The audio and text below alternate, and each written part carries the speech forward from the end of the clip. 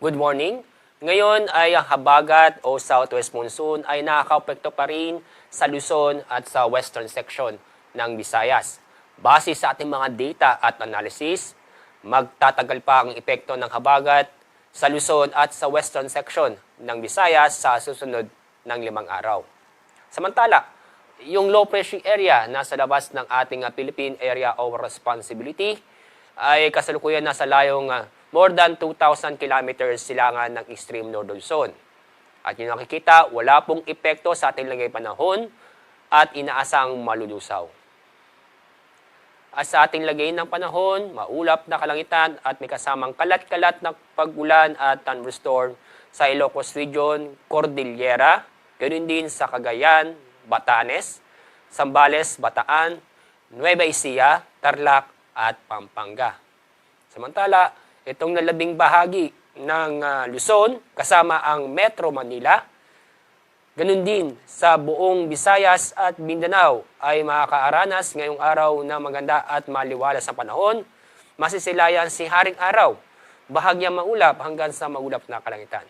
Pero may tsansa pa rin ng mga biglaang buhos na ulan dahil sa thunderstorm. Ngayon, wala tayong gale warning. Ibig sabihin, wala tayong inaasang matataas ng alon, dulot ng malalakas ang hangin dahil sa habagat. Pero paalala sa mga kababayan po natin na papalaot, mag-ingat pa rin dahil sa mga pag-ulan na inaasahan natin ngayong araw. At dahil sa habagat, maaari po mayang hapon ng gabing makakaranas ng malalakas na pag-ulan sa La Union, Pangasinan at Zambales. Bukas, asahan din ang malalakas na pag-ulan sa Ilocos Sur, La Union, Pangasinan, Zambales, ganun din sa Bataan at Occidental Mindoro. So mostly dito sa kanlurang bahagi ng Luzon.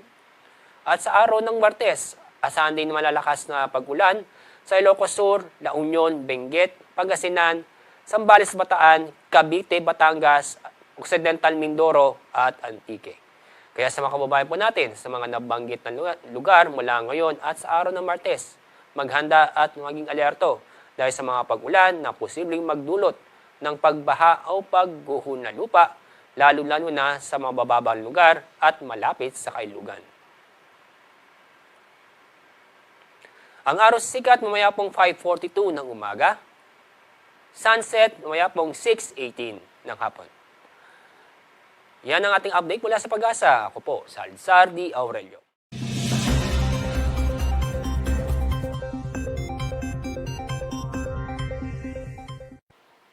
Magandang umaga. Narito na ang pinakahuling balita sa lagay na ating panahon ngayong araw ng Sabado, August 15, 2026.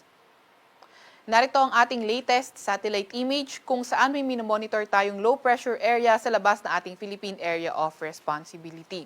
Ito ang low pressure area na ito ay napakababa ng tsansa na maging isang ganap na bagyo in the next 24 hours. As of 3 a.m., ito ay nasa layong 2,270 kilometers sa may silangan ng extreme northern Luzon. Etong low pressure area na ito, mababa nga rin yung tsansang pumasok na ating Philippine Area of Responsibility, mababa yung tsansang makaapekto sa kahit na anong parte ng ating bansa at ito nga ay papalayo na rin sa ating landmass.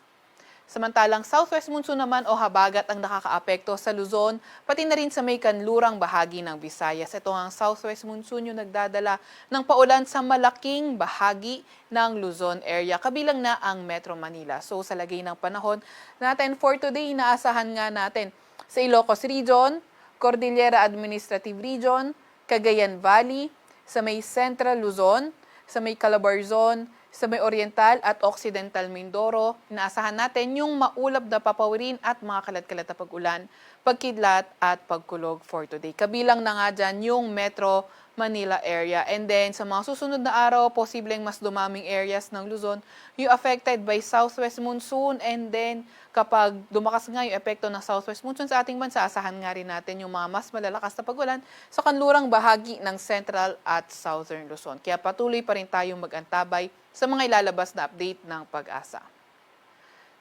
Para naman sa nalalabing bahagi ng Luzon, partly cloudy to cloudy skies, may mga tsansa ng mga localized thunderstorms. Agwat ng temperatura ngayong araw sa Metro Manila ay 25 to 30 degrees Celsius. 18 to 21 degrees Celsius sa may Baguio at 26 to 35 degrees Celsius naman sa may Tugigaraw. Agwat ang temperatura sa Puerto Princesa ay from 26 to 33 degrees Celsius. Para naman sa lagay ng panahon, sa Visayas at Mindanao, asahan nga natin yung bahagyang maulap hanggang sa maulap na papawirin at may mga tsansa pa rin ng mga localized thunderstorms. Although sa mga susunod na araw, posibleng maging maulan sa may kanlurang bahagi ng Visayas, dulot yan ng southwest monsoon. Kagaya nga ng nabanggit natin, patuloy tayong mag-antabay sa mga ilalabas na update ng Pag-asa. Agwat ng temperatura ngayong araw sa Iloilo at Cebu ay 27 to 33 degrees Celsius. 25 to 34 degrees Celsius naman sa may Cagayan de Oro, pati na rin sa may Zamboanga. Wala pa rin tayong gale warning sa kahit anong dagat baybayin na ating bansa, pero pinag-iingat pa rin yung mga papalaot sa hilaga at kanlurang bahagi ng Luzon dahil posible ang katamtaman hanggang sa maalong karagatan.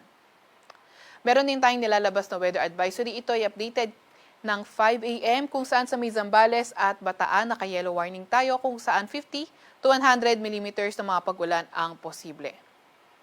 For tomorrow naman, Zambales at Bataan pa rin, yung naka 50 to 100 millimeters na possible rainfall. At pagdating naman ng Monday, ito ay sa Ilocos Sur, La Union, Benguet, Pangasinan, Zambales, Bataan at sa may Occidental Mindoro. Kaya patuloy pa rin tayo mag-antabay sa mga advisories at warnings ng Pag-asa.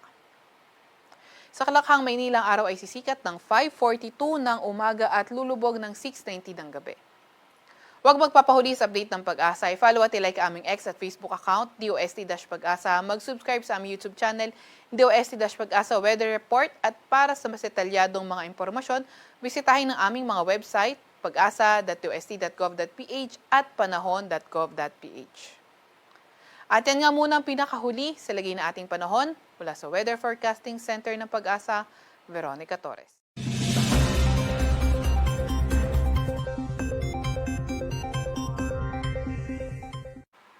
Magandang hapon po mula sa DOST Pag-asa. Ito po ang ating weather update ngayong Biyernes, August 14, 2026. Base po dito sa ating latest satellite image, patuloy pa rin yung impluensya ng hanging habagat, lalo na sa western section ng Luzon. Ano po ba yung dahilan? Bakit patuloy pa rin yung habagat na nakakaapekto sa atin for the past weeks, a couple of weeks or several days na? At ang isa po sa dahilan ay yung active o malakas na southwesterly winds. Ito po yung typical na habagat season. At by the way, August din po yung time of the year na kung saan ay pinaka-dominant itong habagat. At bukod po doon, yung habagat po sa kasalukuyan ay may maraming dalang moisture. Kaya kung mapapansin po din po natin dito, bago ito tumama sa kalupaan ay nagkakaroon ng accumulation o pagkakaroon ng kumpul-kumpul na kaulapan. At may contribution din po dito yung tinatawag natin na orographic lifting. Yung orographic lifting, halimbawa po may isang bundok, ito po yung bundok, yung hangin na halimbawa po ito yung dala ng habagat, yung mga kaulapan po ay hindi naman tatagos sa bundok. But rather ay magkakaroon yan accumulation, magtitipon-tipon, and then eventually, dito sa side ng bundok ay maraming mga pag-ulan. At dito naman sa kabilang side ay less naman yung mga pag-ulan. Ang gusto po natin banggitin dito ay may mga lugar po na makakaranas ng mga increased o mas intense na mga pag-ulan as compared sa iba pang lugar nito, lalo na kapag may mountainous area. At base din po sa ating isohyatal maps o yung mga pag-ulan na naranasan natin noong mga nakaraang araw, ay may mga pag-ulan na rin po na patuloy na nakakaapekto dito sa western section ng Luzon, lalo na sa western section ng Central Luzon. Kaya po, ibig sabihin nito ay mataas na rin yung tsansa ng mga pagbaha at pagguho ng lupa. Kaya po, gusto rin po natin paalalahanan yung mga kababayan natin kahit paulit-ulit po tayo kapag nakipag-coordinate na po sa atin yung ating mga local DRRM offices at pinapalikas na po tayo, ay sumunod po tayo agad. May nagpapalakas po ba ng habagat? Actually, yung solid na habagat lang po talaga yung nakakaapekto sa atin. Although may minomonitor tayo na low pressure area, ay malayo po ito at low pressure area lamang po ito at hindi po ganun kalakas yung kanyang sirkulasyon para makahila o makapagpalakas ng habagat na nakakaapekto sa ating bansa. By the way, from medium chance ay naging low chance na po ngayon itong LPA na minomonitor natin. Ibig sabihin ay bumaba pa yung chance nitong low pressure area na ito na maging isang ganap na bagyo. Gusto rin po natin i-share yung ating latest na heavy rainfall warning na ni-release fresh from Oben. Dito po kaninang 5 p.m. lamang at Kung mapapansin po natin sa mga kababayan natin ay naka-receive po tayo ng text from NDRRMC o notification na nag-orange kaninang tanghali dito sa Metro Manila. Pero ngayon po ay binaba na po ito sa yellow. Pero may mga lugar pa rin po na nananatiling orange sa ilang bahagi ng Bataan at Zambales. At sa natitirang bahagi po ng Bataan at Zambales ay nananatili po na nakataas sa yellow heavy rainfall warning. Bukod po dito sa Metro Manila, Zambales at Bataan, meron din po sa ilang bahagi ng Pampanga, Bulacan, Cavite at Batangas. Ang ibig pong sabihin nito, sa susunod na 2 hanggang 3 oras ay makakaranas pa rin po tayo ng mga pagulan na posibleng magdulot ng mga panandaliang mga pagbaha or even ng landslide. Posible din po na hindi panandali ang pagbaha, lalo na doon sa mga lugar na nakataas na orange dahil mas malalakas po ng mga pagulan yung ating naka-forecast dito sa mga areas na naka-orange. Bukod po dun sa ating pinakita na heavy rainfall warning na sumasaklaw sa susunod na 2 hanggang 3 oras, itong weather advisory naman po natin, yung nagsasabi kung gaano kadaming pagulan ba yung ating mararanasan sa susunod na 24 oras. Dito po sa Zambales at Bataan, posible yung 50 to 100 millimeters. At sa ganitong amount po ng pagulan, ay posible yung mga localized floodings. At kapag nag-orange naman, kalat-kalat na mga pagbaha. Pero sa mga kababayan po natin na gusto pa rin pong malinawan, ano po ba ibig sabihin ng 1 millimeter na pagulan?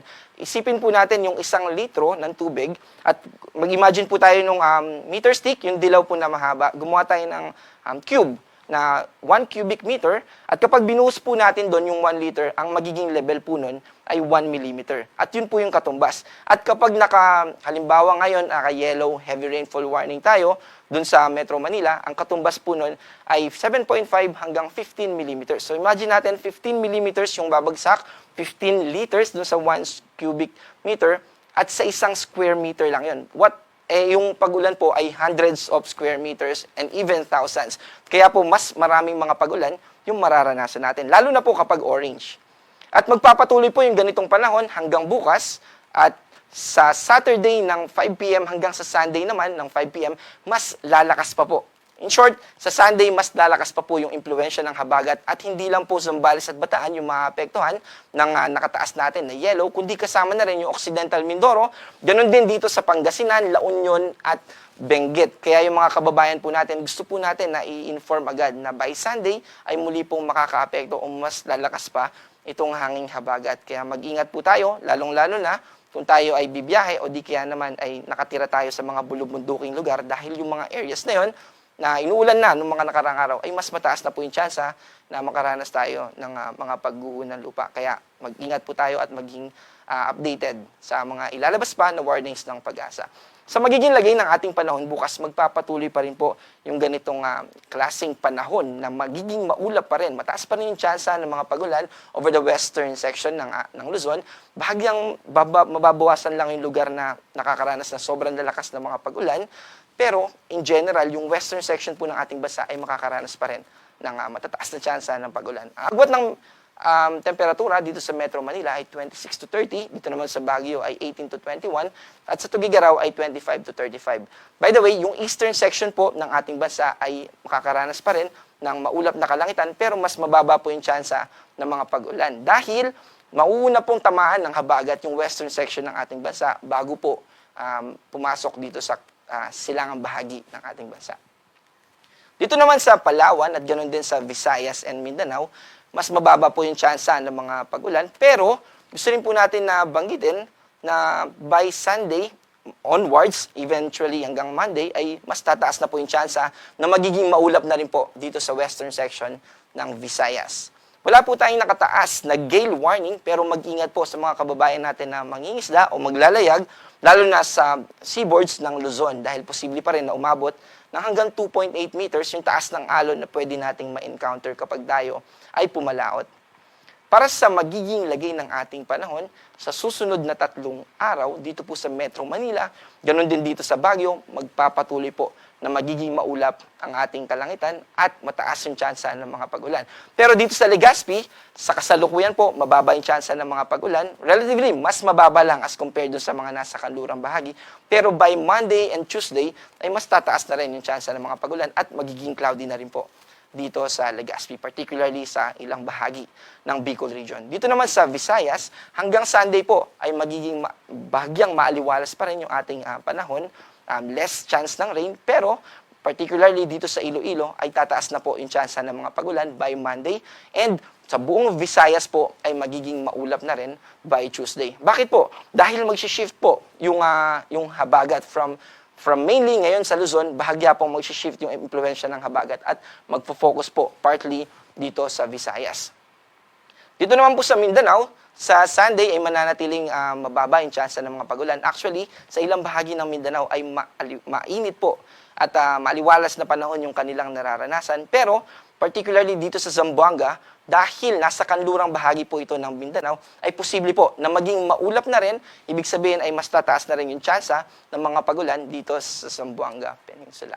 And patungkol naman po, bahagyang update lang po sa mga dams natin, yung mga pagulan po na nararanasan natin noong mga nakaraang araw, meron pong recovery na observe dito sa Angat Dam at umabot na po ng hanggang 180 meters yung level ng ating dam. Ibig sabihin ay malapit na po nitong maabot yung ating rule curve. At may positive pa rin naman po na naidulot yung mga pagulan. Although marami pong mga binaha at kinalulungkot po natin yon. Kaya naman po, sumubaybay po tayo sa mga updates na nilalabas ng Pag-asa. At para after all, ang gusto naman po natin ay mabawasan yung epekto nito sa ating mga kalusugan, sa ating buhay, at ganoon din sa ating mga properties at maiwasan yung further damage. Ang ating araw po ay lulubog mamayang 6:20 at muling sisikat bukas ng 5:42 ng umaga. Ako po si John Manalo, ang panahon ay nagbabago, kaya maging handa at alerto.